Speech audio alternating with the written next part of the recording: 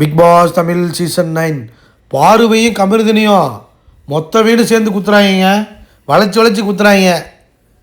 வேற மாதிரி பண்ணுறாங்களப்பா. உள்ளே வச்சு கேள்வியாக கேட்குறாங்க. 4 பேர் சேர்ந்து கேஸ் போட்டிருக்காங்க. லைக் பண்ணிட்டு வீடியோ பாருங்கள். கண்டிப்பாக சப்ஸ்கிரைப் பண்ணிட்டு வீடியோ பாருங்கள் ஃப்ரெண்ட்ஸ். சுபிக்ஷா, சாண்ட்ரா, திவ்யா, ரம்யா இவங்க 4 பேர் சேர்ந்து பிளானை போட்டு கேஸ் போட்டிருக்காங்க. யார் மேலே? பாரு கமருதீன் மேலே. இந்த மைக்கை மறைச்சிக்கிட்டு பேசுனதுக்கு, அப்புறம் வீட்டுக்குள்ள வந்து பால் முட்டை இந்த டீ இது காஃபிலாம் எடுத்து வச்சுட்டாங்கல்ல, அந்த இதில் வந்து என்ன பண்ணிட்டாங்கன்னா இவங்கனால தான் எடுத்து வச்சுருக்காங்க. இவங்க வந்து ஆல்ரெடி பனிஷ்மெண்ட் கொடுத்தாச்சு. இப்போ என்னென்னா திரும்பி ஒரு ஜஸ்டிஃபிகேஷனுக்காக திரும்ப வந்து இது ஒரு சுவாரஸ்யமாக பெரிய கண்டென்ட் ஸ்கோர் பண்ண போகிறேன்னு பெரிய பிடிங்கி மாதிரி இவங்க 4 பேர் இறங்கியிருக்காங்க. கேஸாக போட்டிருக்காங்க. அதில் சுபிக்ஷா என்ன சொல்லுதுன்னா, அதாவது அவங்க வந்து மைக்கை மறைச்சிக்கிட்டு பேசுனதுக்காக நான் சாப்பிட்டுட்டு இருக்கும்போது பிளேட்டில் இருந்த முட்டையெல்லாம் எடுத்துகிட்டு போயிட்டாங்க. சாப்பிட்றதுக்கு முன்னாடி உட்காந்துருக்கேன். இப்போ முட்டையை பார்த்துக்க ஆசையாக வாய் உருகிட்டு நாக்கை தொங்க போட்டு உட்காந்துருக்கேன். டக்குன்னு எடுத்துகிட்டு போயிட்டாங்க அப்படின்னு சொல்லுது சுபிக்ஷா.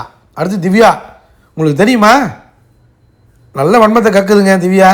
உங்களுக்கு தெரியுமா எத்தனை தடவை பாரு பாரு பாரு பாரு பாருன்னு கூப்பிட்டானோ கேட்கவே மாட்டாங்கப்பா. காதில் கூட விழுகாது. காதில் விழுகாத மாதிரியே வாழுவாங்க அப்படிங்கிற மாதிரி போட்டு அது அடிக்குது. சாண்ட்ரா சொல்லுது, அதாவது எல்லா வேலையும் பார்க்கணுன்னு தான் அவங்களுக்கு பனிஷ்மெண்ட் கொடுத்தோம். ஆனால் அவங்க எந்த வேலையும் பார்க்கல, ஒரு வேலையும் ஒழுங்காக பார்க்கல. அதான் உண்மை. ஏன்னா அவங்க எல்லா வேலையும் கரெக்டாக கொடுக்கப்பட்ட பனிஷ்மெண்ட்டை கரெக்டாக பண்ணி பார்த்துருந்தால் இந்நேரத்துக்கு நமக்கு போன பொருட்கள் எல்லாம் முட்டை பால் டீ காஃபி எல்லாம் வந்திருக்கும்.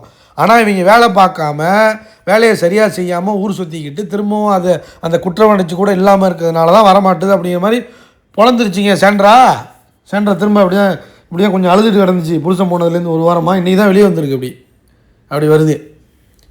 அடுத்து ரம்யா, அவங்களால வந்து டீ காஃபிலாம் இல்லாமல் வாழவே முடியாதான். அதை அவங்க வந்து இது பண்ணிட்டாங்க. அவங்க பேசி ஜாலியாக கூத்தடிச்சு கும்மால் அடிக்கிறதுக்கு, எனக்கு வந்து கூத்தடிக்கிறது கும்மால் அடிக்கிறது யாருமே இல்லை.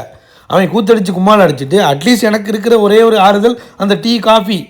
இல்லைனா எப்போ வந்து வீட்டை கதவை திறந்தாலும் நான் வெளில போயிடுவேன். எப்படா அடுப்பு வைங்கன்னு உட்காந்துருக்கேன். அந்த வர்ற அந்த டீ காஃபியும் எனக்கு வந்து மண்ணள்ளி போட்டால் நான் என்ன பண்ணுறது அப்படிங்குது. யார்? ரம்யா. உடனே இவர் சொல்கிறாப்புல சபரி. அவர் இன்றைக்கி தான் அவர் பேசுவார். அதாவது எல்லாருக்கும் சாதகமான கண்டென்ட் தான் பேசுவாப்புல.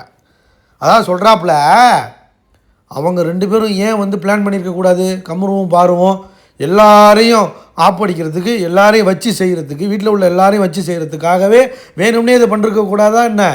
பண்ணியிருக்கலாமே அப்படிங்கிறது தான் இவரோட வாதமாக. கேவலமான வாதம். லைக் பண்ணுங்கள், கமெண்ட் பண்ணுங்கள்.